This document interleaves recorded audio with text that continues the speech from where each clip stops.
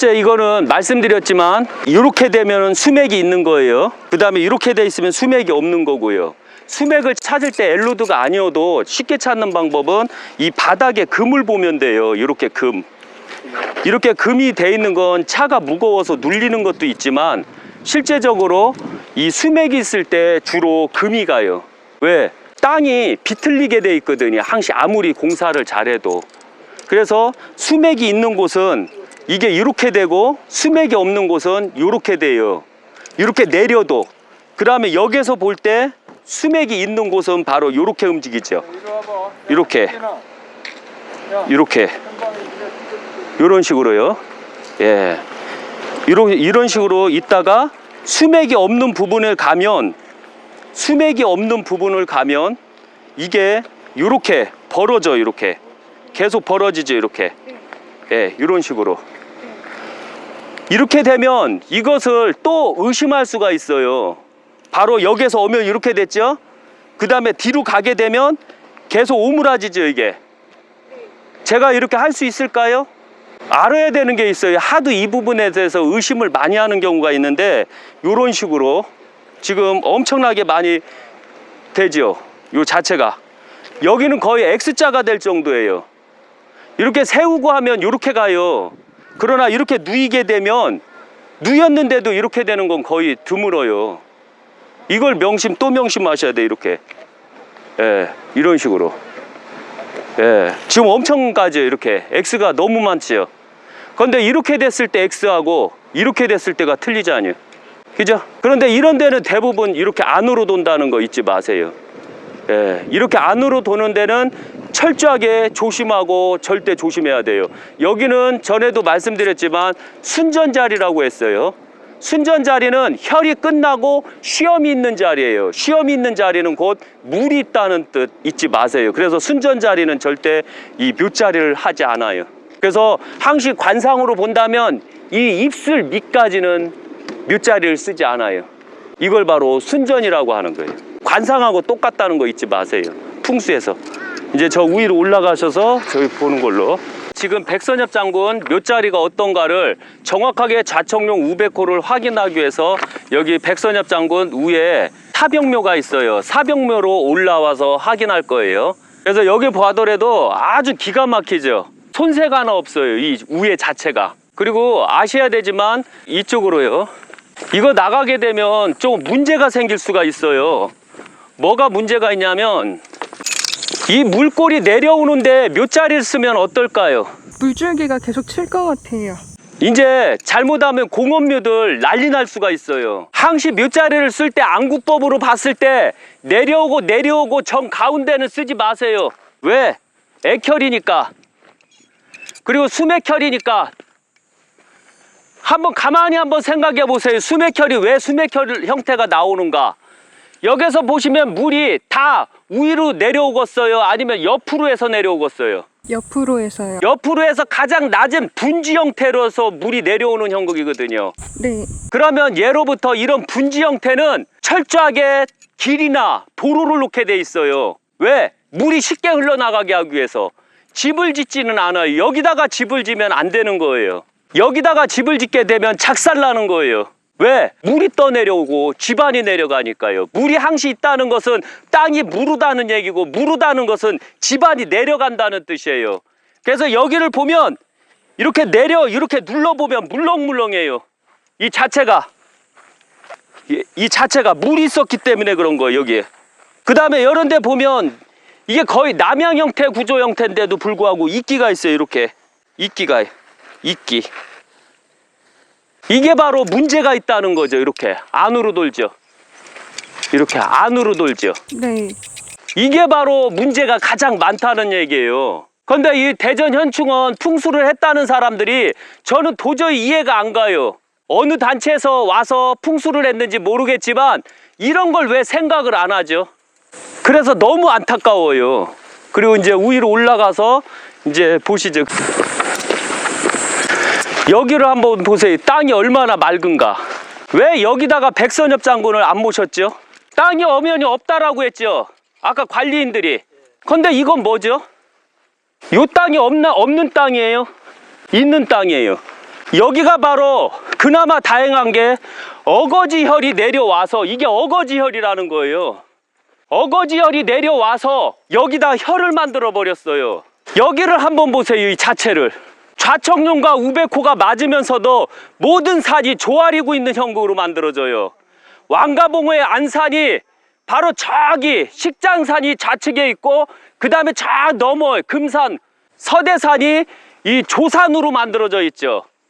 그럼 이런 터가 어디 있다고요? 왜 이런 땅을, 이런 터를 왜 대한민국을 위해서 희생하신 분에게 왜 줄 수가 없었나요? 너무 안타깝죠. 그럼 여기 혈을 한번 검사해 볼까요? 여기 혈이 얼마나 큰지. 보통 혈 자체가 보면 50m 정도는 나와줘야지 대혈이 나온다는 거예요. 여기는 수맥이에요. 여기요. 이제 여기서부터 대혈이 나오기 시작해. 이거 멈추는 겨. 여기서부터는 수맥이 잡혀. 이렇게 수맥. 요 앞에는 수맥이 잡히는 데는 이끼가 많다는 거 잊지 마세요. 네. 여기 보면 이끼 잔뜩 있죠. 여기 이끼. 예. 이쪽은 이상하게 이끼가 많아요. 여기는 수맥이 있기 때문에 그런 거예요. 그런데 수맥이 없는 명당을 돌아오면 이렇게 우측으로 돌죠. 예. 저 여기 한번 서 계셔요. 여기 한 번만, 여기 서 계셔요. 예. 지금 50m가 되나 안 되나 확인하려고 그래요.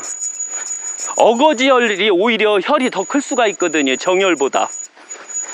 정혈은 순수혈이라 고생을 안 해요. 그런데 어거지혈은 혈을 만들기 위해서 엄청나게 노력을 하거든요.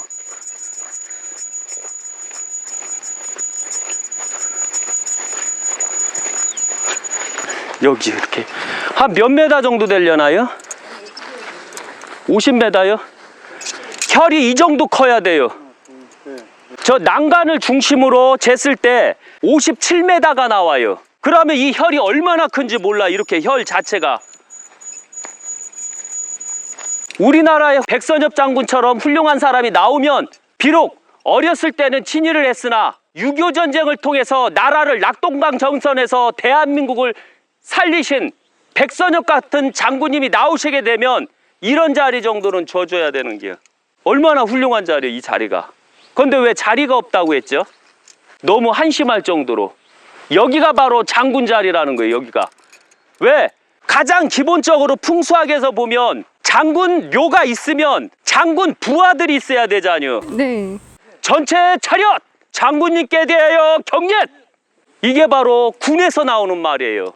저도 군을 갔다 왔지만 저 육군 병장제 됐어요. 저도요. 이래봬도 장군님이 있으면 모든 병사가 장군에게 경례를 하고 있어야 되는 거예요.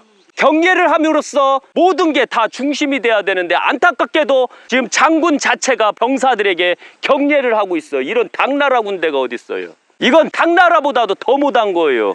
장군 후손에서 훌륭한 자가 나올 확률이 많을까요? 사병 후손에서 훌륭한 자가 더 많이 나올까요? 장군에서요. 기본 상식이에요.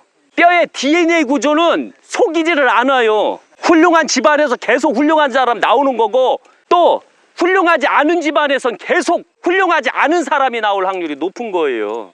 그러면 장군들이 여기에 모셔져야지요. 그러면 바로 모든 병사들이 장군에게 거수경례로서 나라에 이바지를 할 수 있는 터가 이 터가 되는 거예요. 경치 좋잖요. 좌청룡 우베코도 좋잖요. 그죠? 네. 너무 안타까워요. 제가 봐도. 또 궁금한 거 있어요? 어거지혈이라는 건 뭐죠? 원래 풍수에서 정혈과 어거지혈이 있어요. 네. 정혈은 두리봉에서 자연스레 내려오면서 밀어주는 걸 정혈이라고 하는 거예요. 그런데 어거지혈은 이쪽으로 와보시면 정혈에서는 크게 나올 사람이 적고, 오히려 어거지혈에서 이렇게 큰 혈이 나오면 여기에서 진짜 훌륭한 사람이 나올 확률이 가장 높아요. 어거지혈이라는 것은 주산이 내 자식이 아닌 것처럼 생각을 해요. 곧 후자를 말하는 거예요. 곧 손의 자식이라는 뜻이에요. 딴 데에서 바람 펴서 난 자식을 뜻하는 거예요. 풍수학에서는요. 본자는 내가 본 실에서 난 자식의 두리봉이에요. 저 자체가 신선봉하고 가파산이 융합해서 난 게 바로 두리봉이에요.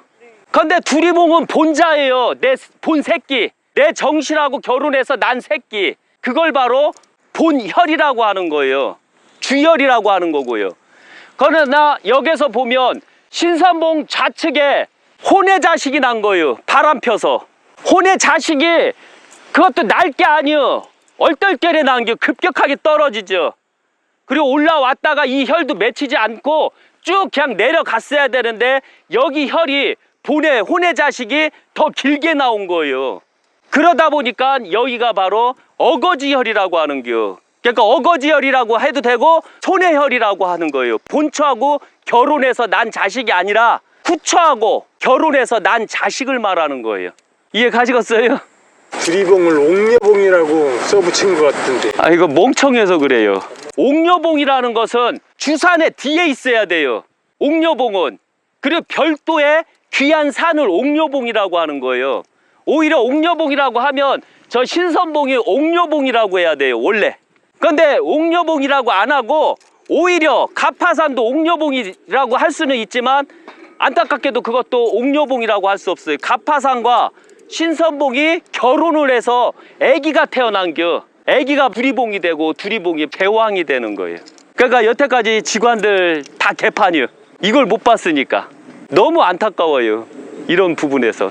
신선봉을 보통 주산이라고 생각할 것 같은데. 실제적으로 신선봉이 아버지 산, 가파산이 어머니 산이에요. 여기선 주산이라는 개념이 신선봉이 될 수 있지만 실제적으로 가파산이 더 강해요. 신선봉은 저기 저고산에서 올라오는 산이에요. 그럼 저고산이 보산이 돼야 되는데 안타깝게도 이 주산이라고 하는 게 오히려 혈세가 너무 약해요. 그런데 오히려 여자산인 가파산은 그 아버지가 계룡산 천왕봉이잖아요. 계룡산 천왕봉을 이어받은 뼈대 있는 가문 가파산이 올라와서 신선봉, 뼈대가 없는 가문에서 쉬운 예로 나왔다고 보시면 돼요. 신선봉은. 그래서 결혼을 해서 두리봉을 낳은 거죠. 그래서 두리봉이 주봉이 되는 거예요. 여기서는 주산이 되는 게. 그러니까 주산이 하나만 있으면 주산이라고 하는데 만약에 결혼을 해갖고서 잉태가 되면 그게 바로 이 주산이요. 이걸 어디에서 볼 수 있냐면 저는 공자님 78대 손이에요. 제가 대한민국에 오게 된 이유는 고려 말 노국대장 공주가 고려 때 올 때 그때 저희 할아버님 공소할아버님 공자님 54대 손께서 그 신하로 따라오셨어요. 그리고 그분은 여기 대한민국에 고려에 두 자식을 낳았어요. 두 자식을 낳아서 한 분이 어촌파고 한 분이 고산공파예요. 그래서 바로 대한민국에 두 분을 낳았기 때문에 주봉이 두 개가 된 거예요. 그때는. 만약에 그분이 세 분을 낳았으면 주봉이 세 개가 됐던 거죠. 파. 그러니까 쉬운 예로 주사는 파의 개념으로 보면 돼요. 족보에서. 그러면은 쉽게 답이 나오겠죠. 그러면은 신선봉은 주산이 될 수 없어요. 공자님 54대 손 공소께서는 한국에 묻힐 수가 있었어요. 고려에 묻힐 수가 있었지만 돌아가신 다음에 다시 원나라로 가셨어요. 원나라의 신하였기 때문에 그랬던 거예요. 그리고 공자님의 후손으로만 남은 거고 그분들의 두 아들 어촌파하고 고산공파께서는 대한민국 고려에 뿌리를 내린 거죠. 족보하고 상관이 있다라고 보시면 돼요. 간단하죠? 저고산은 신선봉보다 얕은데 내 느낌에는. 저고산은 신성보보다 낮은데도 불구하고 저고산은 현무산이에요. 그리고 그것은 바로 조선 왕 이성계가 인정을 했어요. 저 왕가봉이 있으면 대전 현충원 앞에 있는 그 현무산이 왕가봉이에요. 왕가봉을 정확하게 바라보고 있는 산이 저고산에 있어요. 거기가 왕지가 두 개가 있어요. 그런데 하나의 왕지는 제가 다 써줬어요. 제가 풍수를 다 해줬거든요. 하나의 왕지는 제가 안 해주고 있어요. 그건 해줄 수가 없어요. 그 인물이 안 돼서. 그렇게 해서 보시면 돼요. 높고 큰 거가 결정되면 안 돼요. 예를 들면 나는 찌질이도 가난했어요. 박정희 대통령이 그 부모들이 찌질이 가난했죠. 그런데 어떻게 박정희 같은 위대하신 분을 낳을 수가 있나요? 그죠? 현무가 남쪽 방향이든. 실제적으로 현무는 거북이에요. 풍수가들이 만약에 현무가 뒤에 있다면 다 사기꾼으로 보세요. 지금부터. 아셨죠? 현무는 거북이요. 거북이는 느리게 가죠. 용은 빨리 물을 헤엄치죠. 그 다음에 호랑이는 으앙 해갖고 힘을 상징하죠. 그럼 주작은 뭘까요? 뒤에 산이 웅성한 게 나을까요? 앞에 산이 웅성한 게 나을까요? 앞에 산 저기 보면 서대산 같은 경우가 웅성하죠. 한참 후에 웅성한 건 괜찮아요. 그리고 내가 할아버지를 모시고 조상을 모실 때는 귀가 웅성할수록 좋아요. 내 백그라운드가 좋아야 되잖아요. 그러면 날개를 이렇게 폈어요. 이게 현무 같나요? 주작 같나요? 주작이죠. 현무는 동그랗게 해갖고 기어가죠.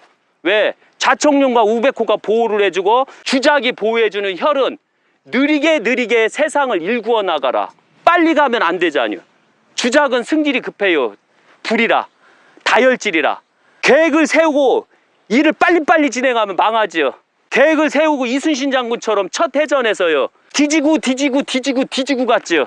다 뒤지면서 일본 놈을 다 죽이면서 갔죠. 그리고 전장에서 돌아올 때 편안하게 왔죠. 왜? 적군들이 다시 공세를 안 피게 만들었으니까. 이게 바로 풍수의 원리예요. 간단하죠? 그런데 안타깝게도 잘못 뺀 책으로만 배운 직관들이 이 개판으로 해갖고 북현무, 남주작, 좌청룡, 우백호라고 했던 거예요. 풍수를 제대로 안 배우면 이런 큰 실수를 할 수 있다는 거 잊지 마세요. 그리고 아셔야 되는 게 있어요. 본자에서 성공하는 자가 많을까요? 후자에서 성공하는 자가 많을까요? 재체에서 성공할 확률이 가장 높아요. 잊지 마세요. 왜 그럴까요? 업신여겨서 그래요. 업신당해서. 그래서 안 갚음하기 위해서 열심히 노력해서 그렇게 된 거예요. 여기는 액혈자리라고 했어요. 여기 보시면 햇볕이 그렇게 들어오는데도 불구하고 이끼가 많아요. 땅에 이끼가 많으면 수맥이 있다. 수맥이 없으면 바람골이다 라고 생각하시면 돼요. 그래서 항시 명당하고 흉당의 차이가 엄청난다는 거 잊지 마세요. 첫째, 가장 기본적으로 좌청룡, 현무, 주작을 봤을 때 여기에서 보시면 이 신선봉에서 내려온 좌청룡은 약간 조금 문제가 뭐냐면 꿈틀꿈틀 거릴 때 완벽하게 꿈틀꿈틀 거려야 되는데 약간 죽은 것처럼 꿈틀꿈틀 거려요. 아, 네. 그죠? 원래 가장 완벽한 꿈틀꿈틀 거리는 것은 원만한 경사도를 두면서 꿈틀꿈틀, 거의 45도가 가장 좋아요. 경사각도가. 아니면 35도 각도를 주는 경사각도로 꿈틀꿈틀 거리며 이 혈이 있으면 혈을 중심으로 혈을 감아주는 형태. 그 다음에 우백호는 신선봉에서 내려와서 아주 강하면서도 호랑이가 웅크리고 있는 형태를 최고 좋아해요. 그리고 용이 승천하는 형국을 바라봐야 돼요. 그렇지 않으면 안 돼요. 그런데 여기를 보면 우백호는 힘이 넘치죠. 요 앞에 두리봉이 힘이 넘치게 강하게 움직여서 요 앞은 조금 약하거든요. 그래도 이 정도면 엄청나게 강한 거예요. 왜냐하면 호랑이가 지금 내려오는 형국이요. 산에서 이렇게. 그래서 바로 두리봉에서 크다가 갑자기 내려와서 평온해졌던 거예요. 왜? 좌청룡이 꿈틀꿈틀이 엄청나게 강하면 호랑이 기세도 강한 거고, 좌청룡 맥이 약간 흐무리하니까 호랑이 맥이 약했던 거예요. 그 다음에 주작은 불과 같아야 돼요. 주작을 설명할 때 가장 기본이 뭐냐면 주작이 승질이 안 나면 봉황이 되는 거예요. 봉황은 제왕을 상징하고 임금을 상징해요. 원래 용이 제왕을 상징하는 게 아니에요. 주작이 제왕을 상징하는 거예요. 주작 자체가 성질이 안 났을 때는 봉황이 됐다가 성질이 조금 나면 삼조고가 됐다가 그러다가 성질이 이빠이 나면 주작이 돼버리는 거예요. 그때는 막 불을 갖고 막 다 휘감죠. 불을 감고. 그리고 다 태워버려요. 모든 세상을 다. 이게 바로 주작이라는 거예요. 그리고 다 태우고 성질이 좀 사그러지면 다시 삼조고가 되는 거예요. 삼조고가 됐다가 성질이 또 안정이 되면 그때는 다시 봉황이 되는 거예요. 그래서 우리는 바로 봉황의 민족이 돼야지 좌청룡의 민족이 돼선 안 된다는 거 잊지 마세요. 그리고 현무 자체가 현무를 보면 동그라면서도 완전 금형태의 산을 유지해야 돼요. 그리고 독립적인 산일수록 안산이 가장 좋다라고 보는 거예요. 그걸 바로 현무라고 하는 거예요. 거북이처럼 늦게 가야 돼요. 아까도 설명드렸지만 주작의 엄청난 힘, 조상의 힘을 등에 업고 좌청룡, 어머니의 도움, 아버지의 도움, 우백호가 아버지고 그 다음에 좌청룡이 어머니예요. 아버지의 도움과 어머니의 도움을 받고 어린 새끼가 세상을 처음 나가듯이 경험은 없지만 수많은 관리 속에서 느리게 가는 걸 말하는 거예요. 그걸 현무라고 하는 거예요. 그래서 현무는 동그랄수록 좋아요. 만약에 주작처럼 들쭉날쭉하면 그것은 앞일이 불안해요. 그것만 명심 또 명심하세요. 그리고 항시 가장 좋은 거는 좌의 대비와 우의 대비가 맞는 게 가장 중요해요. 이게 바로 풍수라고 볼 수 있는 거예요. 이제 가시죠.